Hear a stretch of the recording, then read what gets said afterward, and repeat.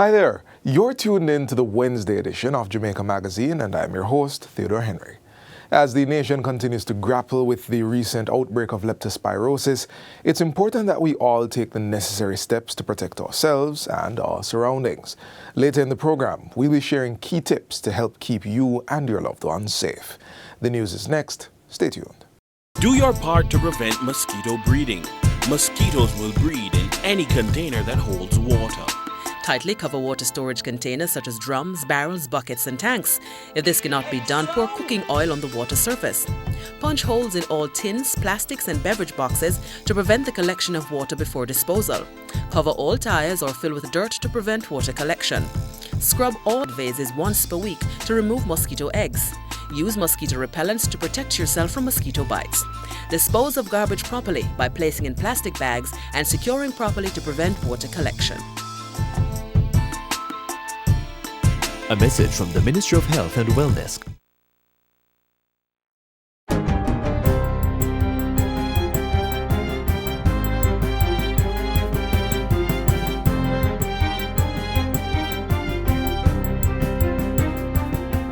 Good day, I'm Twyla Whelan and this is your JS News for Wednesday, December 3, 2025. Finance Minister Favour Williams has announced a $29.3 billion increase to the country's $1.3 trillion budget for this fiscal year to support post-Hurricane Melissa national recovery efforts. The additional spending was outlined in the third supplementary estimate tabled in the House of Representatives on Tuesday. Minister Williams says the increased allocation is necessary to address the extensive damage caused by Hurricane Melissa and to ensure the continued operation of essential government services. The Ministry of Economic Growth and Infrastructure Development will receive the largest share at $7.2 billion for road infrastructure and procurement of 3,300 containerized folding units of housing. The Ministry of Local Government and Community Development has been allocated $4.6 billion to help with post-hurricane relief efforts, fund the National Solid Waste pre- and post-hurricane cleanup, and it has gotten some support as well to the municipal corporations in that allocation. The Ministry of Tourism will receive $3.4 billion to support the recovery of the tourism sector, while the Ministry of Water, Environment and Climate Change has been allocated $3.2 billion for ongoing restoration of water and sewage networks. Another $3 billion is earmarked to support relief and recovery in the agriculture and fisheries sectors and $1.5 billion for repairs to critical utility infrastructure. Prime Minister Dr. Andrew Holness and Finance Minister Favour Williams met on Tuesday with the heads of international financial institutions to outline next steps following their commitment of $6.7 billion towards the country's recovery efforts.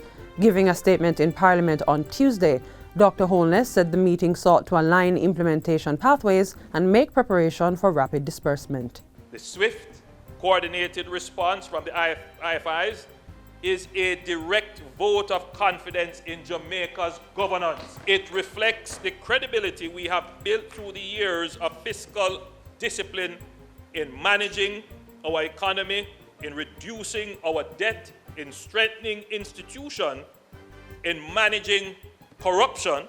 Prime Minister Holness indicates that the financing package has three components. It includes sovereign debt financing of $3.6 billion to carry out recovery and reconstruction programs over the next 3 years. $2.4 billion in private capital mobilization, which will blend public and private finance and expertise through the recovery and reconstruction process. And finally, grants and technical assistance, which have so far mobilized $12 million with more to come. These three components, in addition to the US $662 million that was already available, is what makes up the overall financing package of $6.7 billion. This is the single largest and most comprehensive development financing package ever assembled for Jamaica. It gives us the liquidity, the fiscal space, and the multi-year investment framework required to rebuild stronger and more secure for our future. Securing support of this magnitude within 1 month of Hurricane Melissa is nothing short of historic. It reflects sustained, direct, and proactive engagement at the highest level. Meanwhile, Prime Minister Holness asserts that resources being mobilized are aligned with a clear, disciplined, multi-phased national reconstruction strategy. Phase 1 targets the restoration of utility services, emergency shelter, food supply chains, and key transport links. As these stabilize, relief, which is the provision of the food and the water and other such items, will transition in December, or probably a little later, maybe early January, from physical distribution to targeted financial support through a voucher system, whether digital or physical, restoring dignity, autonomy, and choice to affected Jamaicans. Phase 2 covers the reopening of schools, restoration of health facilities, support for farmers, MSMEs and tourism operators, and the reactivation of local economies. Dr. Holness emphasizes that the Development Bank of Jamaica has launched its Business Recovery Program, providing a comprehensive package to restore operations across these sectors. To capitalize this program, Cabinet has approved $3 billion Jamaican dollars in funding for the remainder of the 2025-2026 fiscal year.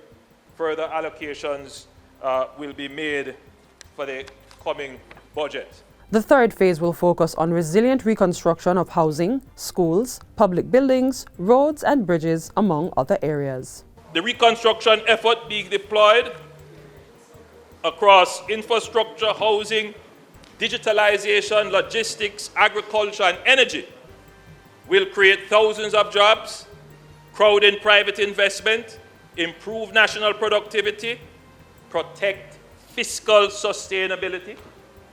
Because make no mistake, there will be those looking on at our currency and say, can the central bank defend? Do we have reserves? Well, with this, we will be in a superior fiscal position to give confidence and certainty to our business sector. Still in Parliament, it was also announced that Jamaica has secured over $90 million in climate funding to support the country's recovery efforts.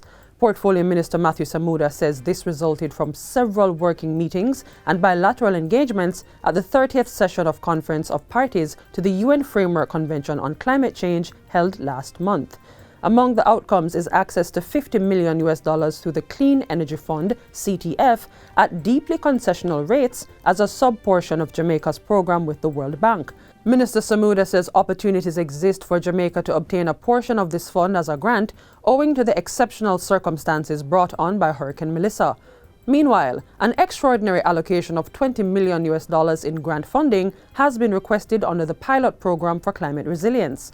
In addition, up to $20 million is available from the Fund for Responding to Loss and Damage, FRLD, for a maximum of 2 projects. An invitation has been extended to the FRLD Executive Director to visit Jamaica on a working mission.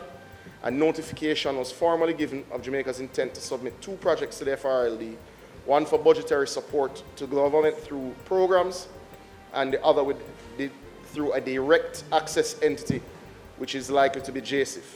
These projects would be for water and agriculture sectors. Further support is being sourced through the Global Environment Facility for a special climate change fund of $3 million to assist small-scale farmers and the fisheries sector. According to Minister Samuda, this support is immediately available under an emergency request for relief grant funding, and Jamaica is completing a submission for a further $6 million with access within 6 months.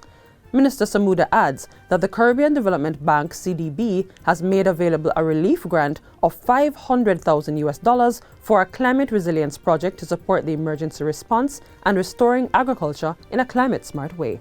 The GCF, Madam Speaker, is the largest source or mechanism related to climate finance globally.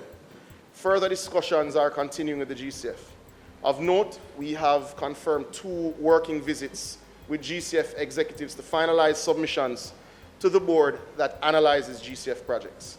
Currently, we have passed the technical review stage for over $170 million of projects that are scheduled to go to the GCF board over the next 2 cycles, meaning the March board meeting and the June board meeting. And finally, after decades of dormancy, sugar production is returning to Money Musk Clarendon, backed by a $50 million investment by Tropical Sugar Company Limited. The redevelopment was launched with a groundbreaking ceremony in Lioneltown on Wednesday. The project will return 13,000 acres of former sugar lands to structured agricultural production and establish a modern agro-industrial facility that will produce brown, refined and liquid sugar, ethanol, renewable power and bottled water. The facility is expected to generate roughly 2,000 direct and indirect jobs. Prime Minister Dr. Andrew Holness has welcomed the investment, noting that it supports post-Hurricane Melissa reconstruction efforts and will bring underused lands in Clarendon back into productive use. I'm also very happy to see that the investors have purchased the lands for the agro-processing and industrial operations. That shows that they are taking an ownership stake in all of this, and that they are not short-term investors. The intention is not to put back what was there, is to build forward. In other words, we're going to build for climate events that are going to happen in the future, but we're going to build in a future-proof way that the services that are needed, the infrastructure that we build, will have the capacity to carry it. Agriculture Minister Floyd Green has also endorsed the project, saying it aligns with the government's push for integrated agro-industrial development. The value of this project is not only in its scale, but its model. And it aligns with the Prime Minister's push to ensure that we have an integrated agro-industrial development. It creates certainty for our cane farmers who want stable markets, and it will generate new opportunities across South Clarendon in logistics, contracting, transport, and agri-services. The return of sugar production at Money Musk is expected to strengthen the agricultural sector and boost rural communities. And that's it for JS News Today. I'm Twyla Whelan. Thanks for watching.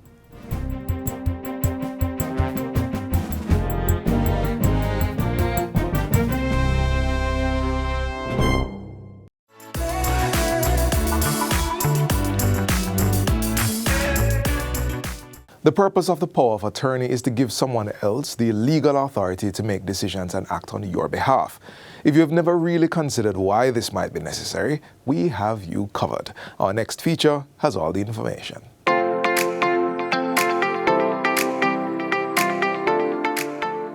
Welcome to the Registrar's General Department. Today we're diving into an important legal tool, the power of attorney. Now this document allows you to appoint someone to manage your affairs when you're unable to do so yourself. Let's explore how it's done here in Jamaica. Recording a power of attorney may seem daunting, but no worries, we'll guide you through the steps.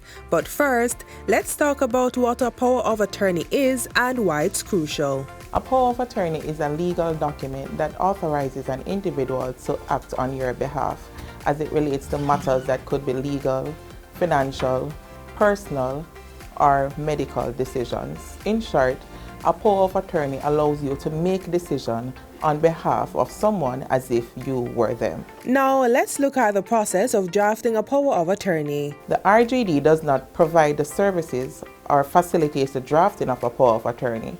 Therefore, our customers are encouraged to seek the services of an attorney. After this power of attorney document is drafted, it must be read and understood by the grantor, that is the individual who is granting the power. Once this has been acknowledged, that individual is required to sign. This signing must take place in the presence of the relevant attestating officer. For customers residing overseas, it is required to be signed by a notary public, solicitor, commissioner of oaths, or barrister. And for our customers living locally, that power of attorney must be signed by a justice of the peace or notary public. Once you have your document drafted, it's time to take it to the RGD for recording. This step is crucial as it gives your power of attorney legal standing. In checking the document, there are certain general requirements to which must be met. The document must be dated, so an execution date must be clearly stated. The name of the grantor, that's the full name of the grantor, and the grantor's complete address must be provided in the document. The name of the grantee, which is the individual receiving the power, must be clearly stated, and the power that is being vested in the individual must be carefully outlined within the document. Once the stamp duty has been paid, the document is signed. It identifies the full name of the grantor and his or her address. That document will be accepted for recording. Any power of attorney being submitted for recording must be accompanied by a valid photo identification of the grantor, that's the individual making the power or vesting the power to another. You would also be required to submit the applicant's ID. The cost associated with recording a power of attorney is dependent on the number of words contained in the document. For a power of attorney to be recorded, it is calculated according to its sheetage. A sheetage is considered to be 160 words. So for every 160 words, you are required to make payment of $500. In addition to this, there's a mandatory fee of $500 for the deed receipts, and dependent on how quickly you, the customer, would like to receive the document, you are required to pay an additional fee of $2,500 for the document to be produced within 3 to 5 days, or $1,000 additional for the document to be produced within 7 to 10 days. Once recorded, you'll receive a certified copy of your power of attorney. It's important to keep this document safe and to inform your agent of its existence. Similar to that of the birth certificate, where a birth entry number is the unique identifier, the power of attorney would have embedded at the back, stamped at the back, a stamp that indicates the reference numbers that are called the libel and folio numbers. These numbers can be used to obtain copies. Our customers are encouraged not to laminate the documents that has been returned to you, but ensure that you may keep it in a secured folder or a safe or somewhere that is free from becoming damaged or wet. For more information, visit the RGD website at www.rgd.gov.jm or call the numbers on screen. Remember, planning for the future starts with understanding your options.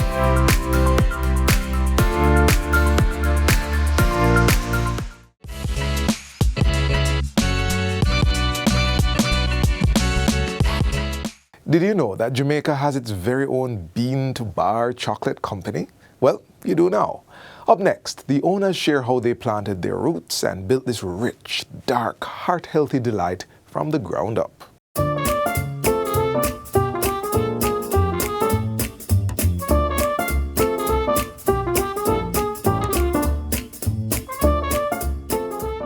In the cool hills of Jamaica's Blue Mountains, where coffee and cocoa trees thrive side by side, a sweet vision is being crafted. It's a story of heritage, passion, and innovation. It's Mount Pleasant Farm Chocolatiers. My name is Avril French, and I'm Director of Cobush Organics, our brand Mount Pleasant Farm Chocolatiers. For Avril and his wife Helen, the journey began with the family roots deep in Jamaica's cocoa tradition. The family's been cocoa farmers for centuries at Mount Pleasant, well, over a century, Mount Pleasant. And we feel that Jamaica has a very special product. And we feel that more light needs to be shined, it needs to be more expressive, because over the years we've produced very high quality beans, but we've done nothing other than export it. So we feel that Jamaica needs to benefit from its commodities. So that was the main force behind us starting. And of course, our love for cocoa. What began as experiments in their kitchen soon grew into a thriving small business, one built on passion, sustainability, and innovation. Building the business, we just did it through passion. is what we wanted to do. And we felt we wanted to do dark chocolate because of the health benefits. People say, oh, you know, dark chocolate won't work in Jamaica because the Jamaicans has a sweet tooth. And they won't like it because, you know, it's bitter, as they say. I say full body, they say bitter. You know, but we felt that you know the world is moving on. People are becoming more aware of the health aspects of their foods, and so we went on and worked, and we do like 70%. We do our research. We do, I mean, we're not scientists, right? But we do a lot of reading as well, and we try to come up with a product which actually adds value to a person or to an individual. So it comes from us first. What will add better value to us should add value to another person. So we believe very much into developing health products. As Jamaica's first bean-to-bar chocolate company, Mount Pleasant Farm Chocolatiers takes it from seedling to harvesting, fermentation, sun-drying. And then after that you roast your bean and you winnow, you end up with the cocoa nib, you put that into a machine, grind it, will reduce particle size to a paste, and after that it goes to a machine that tempers it, and that gives it the shiny finish and the snap you get in your baked chocolate bar. And in the process, nothing goes to waste. Our idea is to use all aspects of the cocoa, not only taking the bean and making chocolate, but also taking the bean, creating cocoa nibs, creating cocoa butter, and also a new product that we've drifted onto now is actually using the cocoa pod to make a granola. At the heart of the business is a commitment to quality and Jamaican pride. Jamaica has one of the best cocoa beans in the world, so we've been gifted with this very special product. So, and also we want to fly the Jamaican flag.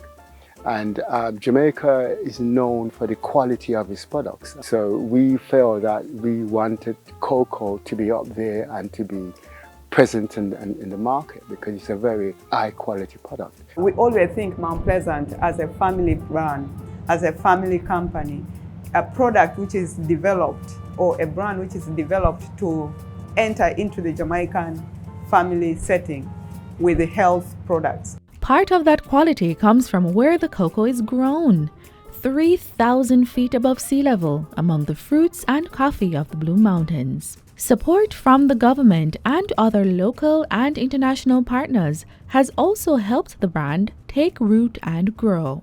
We've been lucky because we've had fundings from the DBJ who has supported us. We worked initially with the Bronson Center. We've also engaged with First Angels, and they've supported us a great deal. And with the ITC, International Trade Council, where we've also been able to showcase our products from Spain to Germany to Paris to London.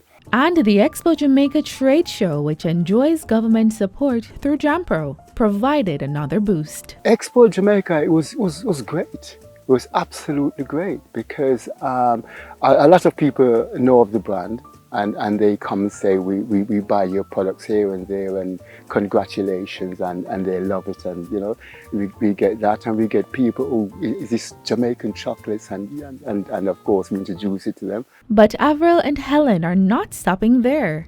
Their eyes are fixed on wider horizons. We're constantly innovating, and we like the idea of that, and we want to introduce our product to a wider world, and that's something that we're geared up to do. And our farm has been a gradual process. We're increasing production, and we're very optimistic that we export to Japan, we export to the US, we export to Europe. We want to go to China. And while they look outward, they remain firmly grounded in their community of Mount Pleasant, where they employ men and women. As for their journey, it has been a fulsome one for the Frenches. It's been really excellent. I know it's been a challenge, and I love challenges, but it's been an enjoyable challenge because you work hard at something, And at the end of the day, if it puts a smile on your face, it's very worth it. For the Frenches, the journey also carries a message for other entrepreneurs rooted in resilience. I would say follow your dream. Follow your dream, work hard at it, and we've got some excellent material here in Jamaica, and there is a market, there's a healthy market for our products. And also, I always say be persistent in whatever you're doing, have a passion, because creating great products, creating flash adverts, and creating all that, soon you'll run out of passion, and that will be. But you have to look at it in the long run and try to build things that can propel you rather than gratification for now. From a farm in the Blue Mountains to tables across the globe, Mount Pleasant Chocolatiers is more than a business. It's a legacy of family, sustainability, and Jamaican pride.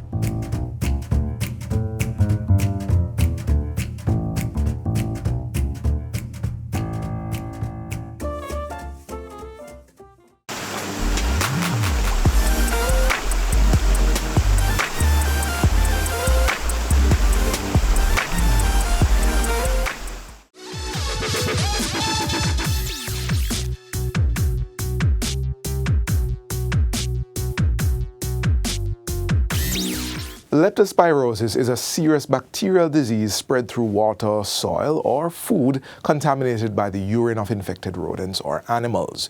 During an outbreak, especially after heavy rains or flooding, it's important to take extra care. Protecting yourself starts with good hygiene, proper waste management, and being mindful of the environments you enter. By following these simple steps, you can greatly reduce your risk and keep your family safe. Number 1. Avoid floodwater and stagnant water. Do not walk, swim, or play in water that may be contaminated. Wear boots if you must pass through wet or muddy areas. Number 2, keep your surroundings clean. Secure garbage in covered bins and dispose of waste properly. This helps reduce rodents around your home or workplace. Number 3, store food safely. Keep food covered, off the ground, and away from areas where rats or stray animals can reach. Number 4, protect yourself when cleaning. Wear gloves, wear boots when handling debris, cleaning drains, or removing garbage, especially after flooding. Number 5, wash hands and surfaces often. Use clean water and soap before eating or preparing food. Disinfect surfaces that may have come in contact with contaminated water. Number 6, drink safe water only. Boil water or use treated bottled water if you're unsure of water quality. Number 7, seek medical attention early. If you experience fever, muscle pain, headache, vomiting, or yellowing of the eyes after exposure to floodwater or rodents, visit a health facility immediately.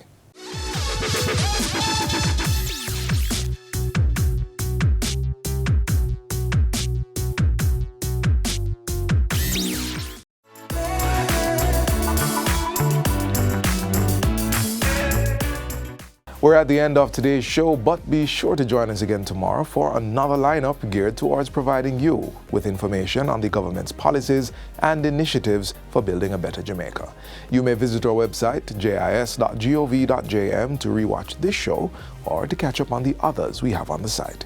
I'm Theodore Henry, telling you thanks for watching from our production team here at the JIS.